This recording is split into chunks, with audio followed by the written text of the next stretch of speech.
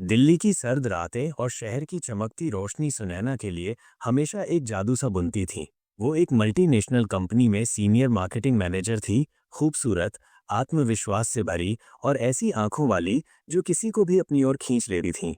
उसकी साड़ी का पल्लू हवा में लहराता और उसकी चाल में एक रहस्यमयी ठहराव था। लेकिन आज रात उसका दिल किसी और धुन पर नाच रहा था। वो आदित्य के फ्लैट की ओर बढ़ रही थी, अपने बॉस, जिसकी एक मुस्कान ही सुनैना के दिल को बेकाबू कर देती थी। आदित्य लंबा, आकर्षक और एक ऐसी आवाज का मालिक जो शहद की तरह मीठी थी। ऑफिस में उनकी नजदीकियां अब कोई रहस्य नहीं थी। हर मीटिंग में उनकी आंखें एक दूसरे को चुपके से तलाशती थीं। कॉफी ब्रेक के दौरान उनकी बातें काम से ज्यादा निजी हो जाती थीं। सुनैना जानती थी कि आदित्य शादीशुदा है।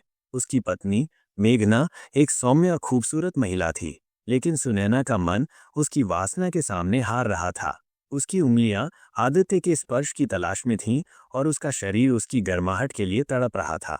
आदित्य ने उसे प्रोजेक्ट डिस्कशन के लिए अपने फ्लैट पर बुलाया था। सुनैना ने खुद को तसल्ली दी कि ये सिर्फ काम है, लेकिन जब उसने दरवाजे की घंटी बजाई तो उसकी सांसें तेज हो गईं। आदित्य ने दरवाजा खोला।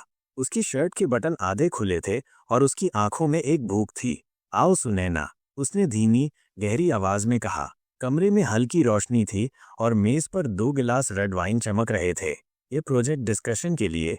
सुनैना ने मजाक में पूछा, लेकिन उसकी आवाज में एक हल्की कंपकपी थी। आदित्य ने मुस्कुराते हुए उसकी ओर कदम बढ़ाया। कभी कभी काम सिर्फ बहाना होता है, उसने कहा, और उसका हाथ सुनैना की कमर पर फिसल गया। सुनैना ने एक पल के लिए अपनी आंखें बंद कीं। उसका शरीर गर्म हो रहा था और उसका दिल तेजी से धड़क रहा था। आदित्य ने उसे अपनी ओर खींचा और उसकी गर्म सांसें सुनैना के गालों को छूने लगीं। उसने सुनैना की साड़ी का पल्लू धीरे से खींचा और वो फर्श पर सरसराता हुआ गिर गया। सुनैना की सांसें और तेज हो गईं। उसने खुद को रोकने की कोशिश की, लेकिन आदित्य की उंगलियां उसकी पीठ पर नाच रही थीं और उसका स्पर्श उसे पागल कर रहा था। उस रात दोनों ने सारी हदें पार कर दी। आदित्य ने सुनैना को अपनी बाहों में भरा और उनके होंठ एक दूसरे से मिले।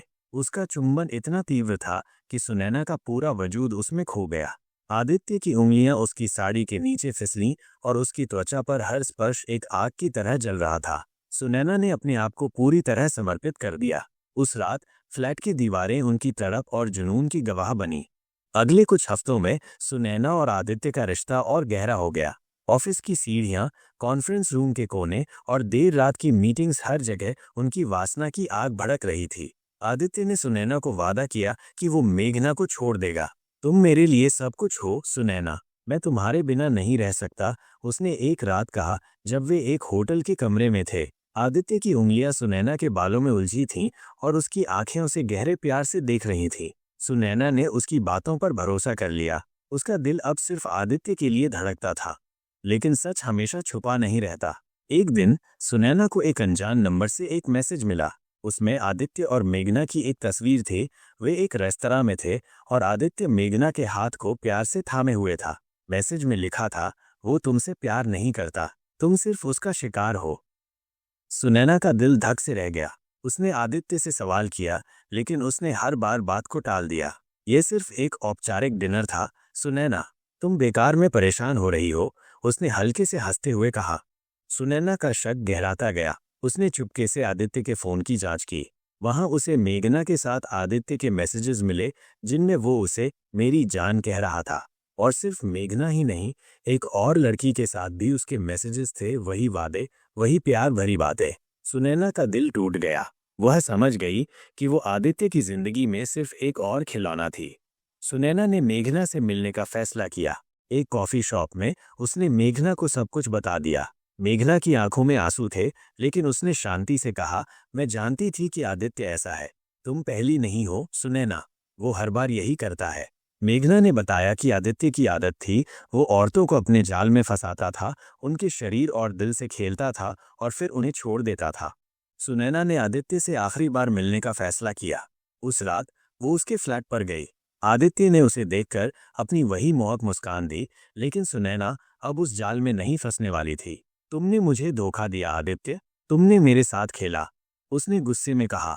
आदित्य ने बेशर्मी से हंसते हुए कहा, अरे सुनैना, ये सब तो जिंदगी का मजा है, तुमने भी तो इसका लुत्फ उठाया है ना। सुनैना का गुस्सा फट पड़ा। उसने आदित्य के गाल पर एक जोरदार थप्पड़ मारा और वहां से चली गई। उसका दिल टूट चुका था, लेकिन उसने फैसला किया कि वो अब इस दर्द को अपनी ताकत बनाएगी। उसने अपनी नौकरी छोड़ दी और एक छोटी सी आर्ट गैलरी शुरू की, जहां वो अपनी भावनाओं को कैनवास पर उड़ेलती थी। वहां उसकी मुलाकात राघव से हुई, एक साधारण, ईमानदार इंसान जिसकी आंखों में सुनैना के लिए सच्चा प्यार था।